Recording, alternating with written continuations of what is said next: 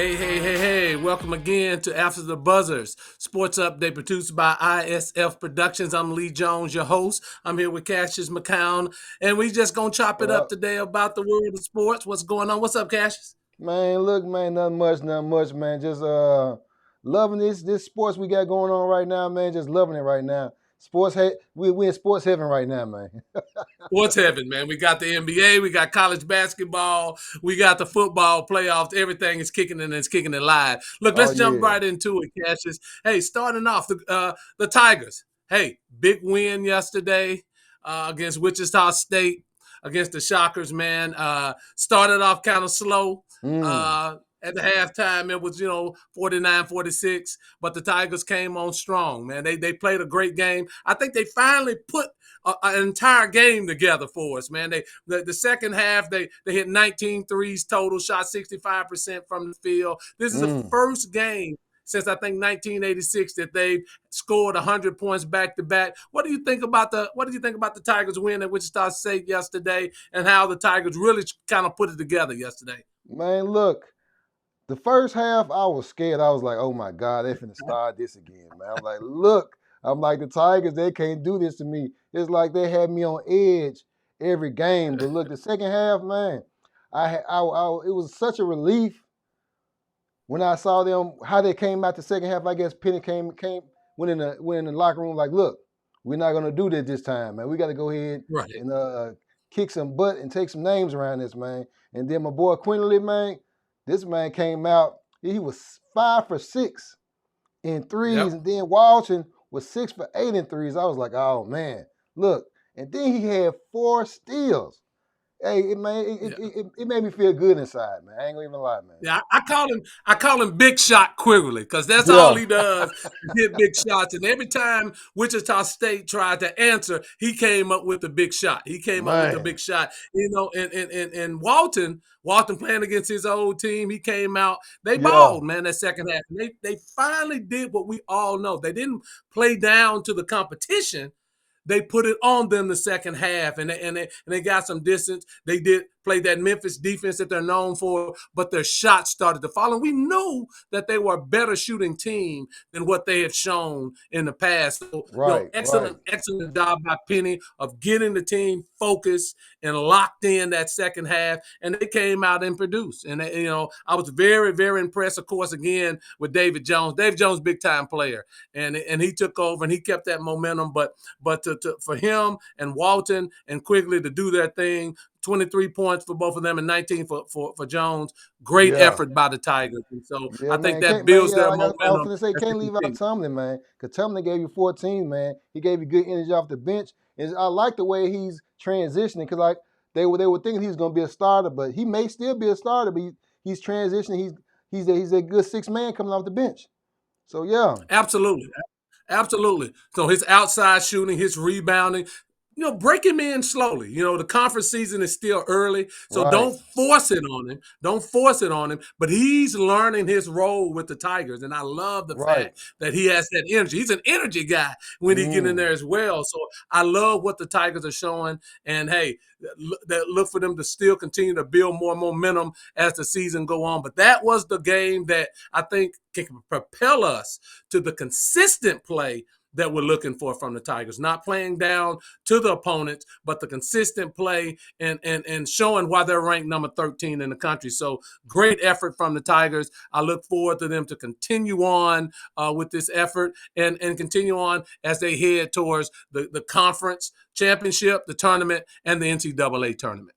So we're gonna Oh we're yeah. gonna quickly But we're gonna change pace a little bit. Let's talk about those Memphis Grizzlies right now, oh Cassius. yeah, them Grizzlies. Look, yeah, man, these injuries, man. Look, we started off this season by losing Steven Adams for the season, Mm. right? Ja had to serve the 25-game suspension. Ja comes back, the Grizzlies start to play, do their thing, because we know that Ja's that energy guy. He's that glue guy. And Right. then he gets hurt. He's out for the season. Then Marcus Smart gets hurt. Now Desmond Bain is hurt. And then Mm. not to mention Jaron Jackson got a knee problem. Man, what's going on with these injuries, first and foremost? And then what do you think the outlook, Cassius, for the rest of the season for the Grizzlies is going to be? Man, you know what? As far as the injuries, man, it's like it's a continuation of last season, man. It's like when the medical team didn't clear Steve-O all the way. I felt like they should have had this surgery last season, but they didn't have it this last season. We already knew about Brandon Clark, far as he's not gonna make it back to after the All-Star. And it's funny now. I'm like, okay, is he gonna make it back after the All-Star game? Don't even know that now. So and then we sit back and we have, man, Luke Kennard hurt most of the games. Ja's out 25 games. Then he comes back. He's on a tear, and then he comes back. And I think during them first 5 or 6 games, I think that's when he hurt himself, and he didn't know he hurt himself. You know what I mean? And then it's like now, boom, Marcus Smart comes back. He's doing great. He's the 3 guy, the 3 and D guy. Then he mess around. They say it was just something simple. He'll be out a week, couple of weeks. Now is 6 weeks, maybe to 8 weeks. So I'm like, oh my God. Then I just sit back. I'm like, man, you know what? We can't win for losing, man. Then you have Desmond Bane. I'm thinking it's like a regular old sprain. Now they say, okay, it's a class 3. I'm like, oh Lord, man. So you know what? I'm about to just throw in the towel anyway on the Grizzlies season, but it's still some uptick on because I get to see G.G. Jackson now. Yeah. So it's a win-lose, but mostly losing. Well, let's say this. The Tigers the Grizzlies right now in 13th place. You know, they're roughly 5 games behind Houston for the 10th place for the play-in. So that, you know, with 43 games left, could they theoretically catch Houston or get into that 10 spot? Maybe. But 9 times out of 10, with all the injuries that have mounted, it's not going to happen. But what we can say in this year, it's a great year to develop those young people for the future. You know, G.G. Jackson came off, played great this past week, career high 20 points. You look at Vince Williams Jr. and what his development will mean for the Grizzlies long term. That's going to be great. And so we can use this season as to develop that depth for the Grizzlies and that bench while these guys are out. And I think that's a good thing. I think that's promising for the Grizzlies for the future. Man, I say we're snake bit because I've never seen so many starters on a team getting injured back to back to back to back. So it happens. The unfortunate thing about it, and the thing that's going to hurt is that this is not a big lottery year with great players coming out in the college draft this year. The year after this, they're going to have some big-time players coming out. So, you know, the big guy, the Eddie guy from Purdue is probably the best guy, the 7'5" center from Purdue. I would take him because we do need some size. But it's a great time for the Grizzlies to develop their young players. And it's a reason for fans to still come out and support the Grizzlies. See the young talent, knowing that next year, when we get all of these people back, Steven Adams, Brandon Clark, all of our guys as one team, how good that team is going to be with the development of the young guys. And I think, Cassius, those young guys are just going to get better and better and better as they play this year. What are your thoughts about that? Yeah, the main thing is, even like as far as the young guys, one thing I wish they would have did, and I hate they did it, was letting go Kenny Lofton Jr. Because I felt that Kenny Lofton had something he could have gave to the Grizzlies. And I'm like, far as having a big man. And I'm like, we're in need of a big man, and you let him go for basically nothing. So now he's on a 2-way contract with the 76ers. I think with Philadelphia. I think Philadelphia, absolutely, yeah. Yeah, and I like Lofton as well. I like his game, his touch. You know, I thought, I agree with you. I thought that was something that we shouldn't have done. I know why they did it. They were making room. But certainly now, if he was in the lineup, his development will continue, and I think we could use that. Absolutely. Oh, yeah, because right now we are in need of a big man. It's funny now you see they have to use, what's his name? What's the guy's name? I forgot. He plays small forward, power forward. He wears braids sometimes. Oh, you're talking about Roddy. Big body Roddy. Yeah. They have to use him as a small center. They use him as a Draymond Green type of player, you know? And I sit back, it's like now it's like now I'm like, I see the Grizzlies getting killed on the boards because they don't have any big man now. And it's kind of Yeah. crazy because I know that the game today, they're playing the Warriors. And Draymond, Yep. he's going to decide to come back this game. So it's going You to know be he kind likes of, playing against the Grizzlies anyway, so yeah. Yeah, it's he going to loves be playing against the Grizzlies. it's going to be a shift to see how the Grizzlies going to look against the Warriors today. So yeah. Yeah. And the thing about that game is going to be up and down, up and down. You know how the Mm, Warriors play. They're going to get the ball and push. Again, it sets up well for especially against the Warriors because they don't have a lot of size per se right. that could dominate it. That's going to be an up and down game. So I Mm-hmm. think that game is going to help again for our young players to get up and down and run with them. But you got Steph. So anytime Steph Curry plays, yeah, hey, you can get 50 at any time. But I'll say this. Continue to develop the young people. Continue to let them play. See what you have for the future. If you can string together some wins to get to that 10th spot and be part of the play-in, that's even gravy on top of everything. But Mm. continue the G.G. Jacksons of the world and the Vince Williams and continue to develop those young people because they're going to bode well for her and then for us. And then when Bain and Marcus Smart get back, see what we can do. But I think the Grizzlies, in developing these young people, the future is still bright for us once Ja and the rest of the crew gets back. So, absolutely, Yeah, absolutely. yeah, hey, yeah. So you know what? I'm a homer anyway. So it's always go Grizzlies and go Tigers, man. So yeah. Go Grizzlies, go Tiger. That's all right. Go Oh Tiger, yeah, go and yeah. go Grizzlies. Oh Hey, let's yeah. switch it up a little bit, Cassius. Yesterday, NFL playoffs, and we'll talk about some of that. But the main game yesterday was the stunning loss. I'm talking about the stunning loss of the Cowboys to Green Bay, and it's not so much they lost the game. Losing games happen, Mm, but the way they played mm. offensively, defensively, special teams, just getting dominated throughout that entire game. I want to get your thoughts on that and what you saw. And personally, I could not believe what I was seeing. And so, what do you Hey, think about that loss? Tell me about hey. that, and why do you think the Cowboys go from that loss going forward? Right now, it's like you know what? While I was watching the game, I was thinking about you, man. I was like, oh my god. I'm like, look, I'm like, I wonder how my guy is right now. Is he throwing something at the TV or what? Hey, because I'm looking, I'm like, wait a minute.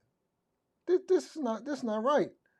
They in Dallas, right? I'm like, why Yeah, are they getting beat like this? I'm like, why are their offense looking like it doesn't look yeah, like they didn't prepare? To me, I me watching that game, I felt like I was watching a scene from Water Boy. When Bobby Boucher, his old coach had had the playbook of the I was like, wait oh a man. minute. Do they have Mike Uh, McCarthy's playbook and didn't tell him? I'm like, you know, it they seemed like they knew everything they were doing. Yeah, yeah. Total out coaching. Offensively out coach, Mm. defensively out coach.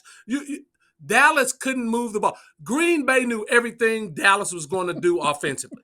Everything. Ooh, Those interceptions that Dak Prescott threw, the first one that looked like Alexander ran the route for yes. Cooks. And then the second one, they knew that they were going to throw the slant. They knew it.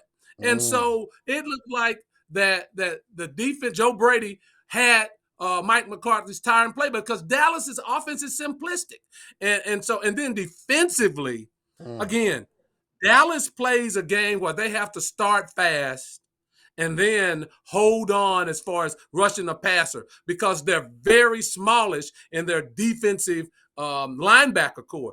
You see a lot of times Dallas plays with 6 defensive backs on the field. Teams can run against them, and mm. and and and that's what Green Bay did. They dominated both lines of scrimmage, offensively and defensively, and really, in looking at that game and how that game turned out, it's time to make some changes in Dallas. It's Man. certainly time to make some changes.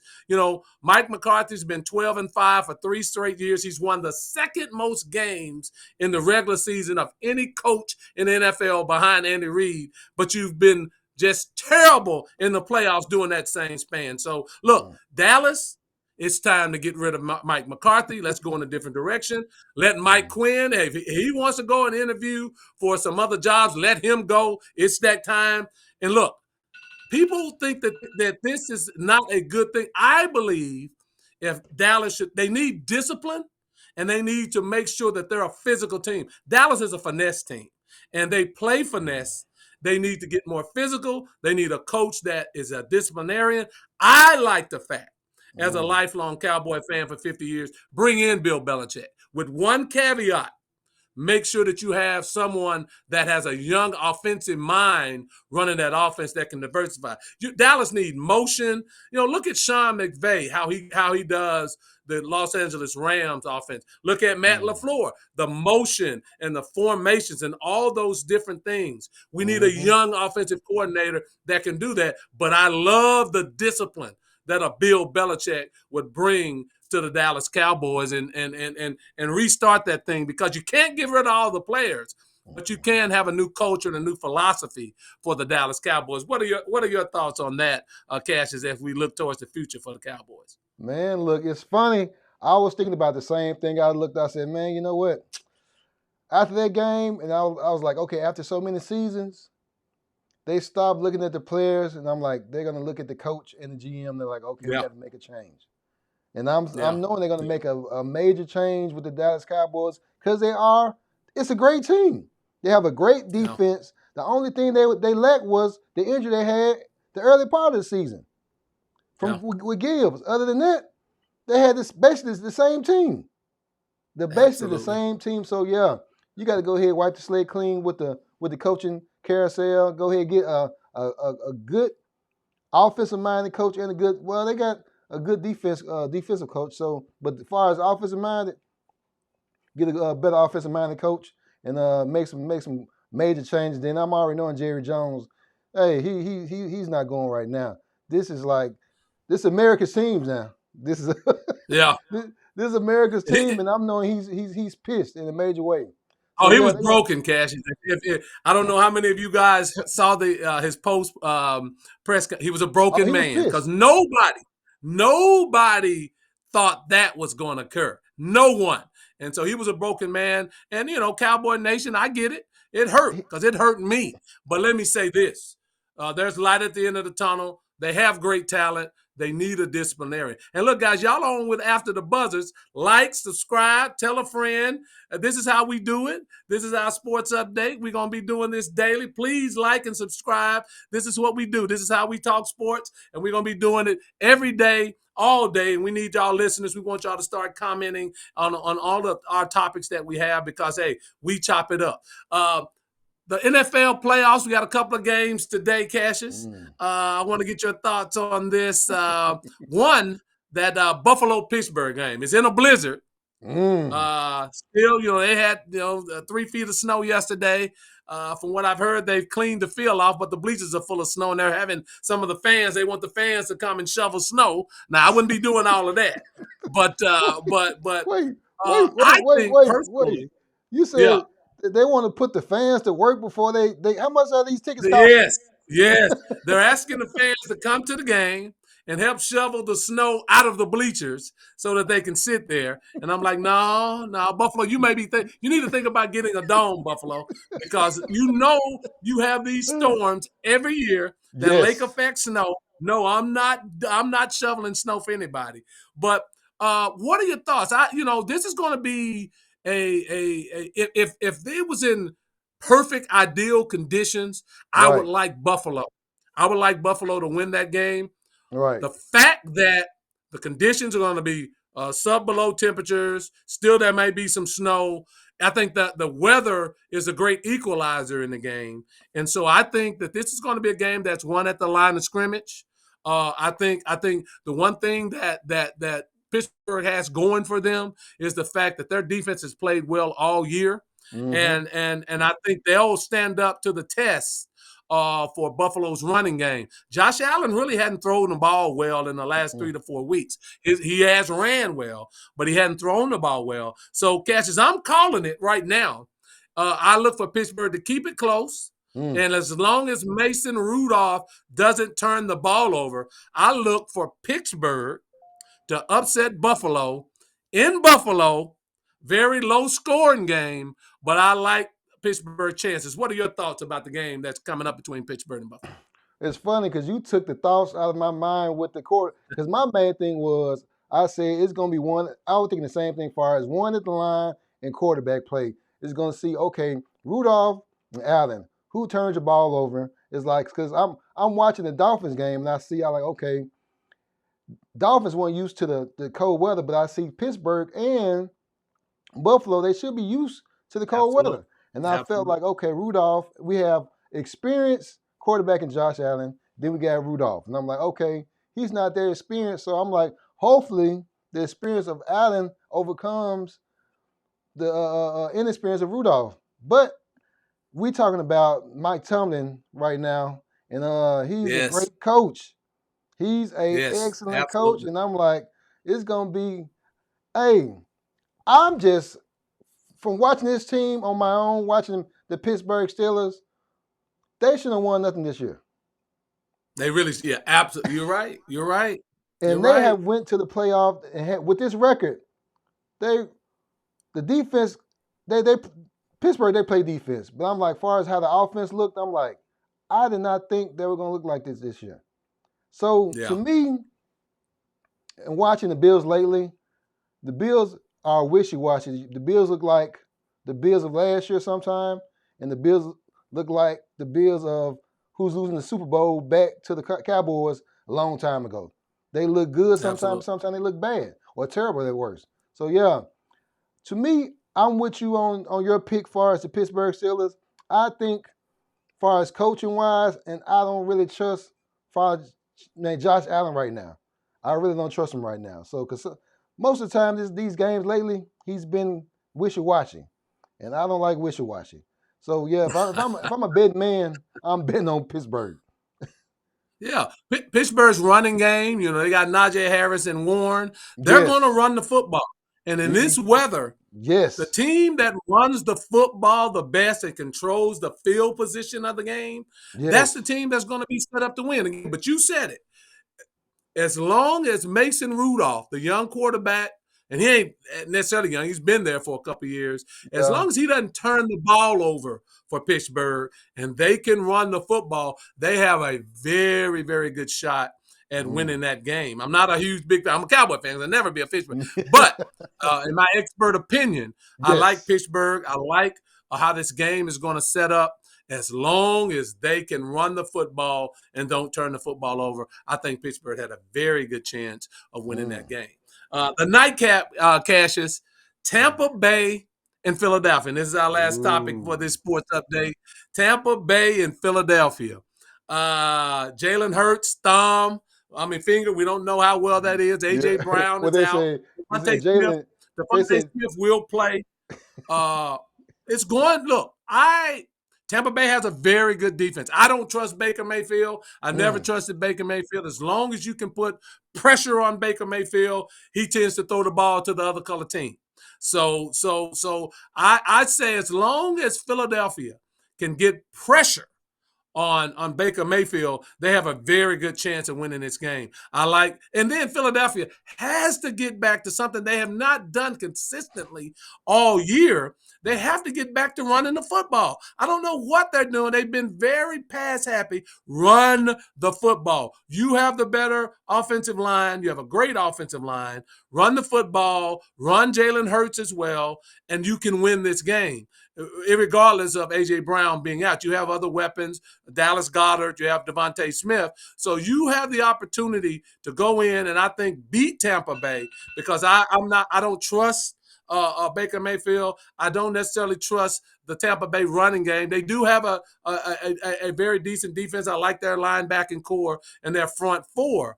But I like Philadelphia in this game. I think it'll be a closer game than most expect. But I do like the Eagles to win this game. What are your thoughts, Cash?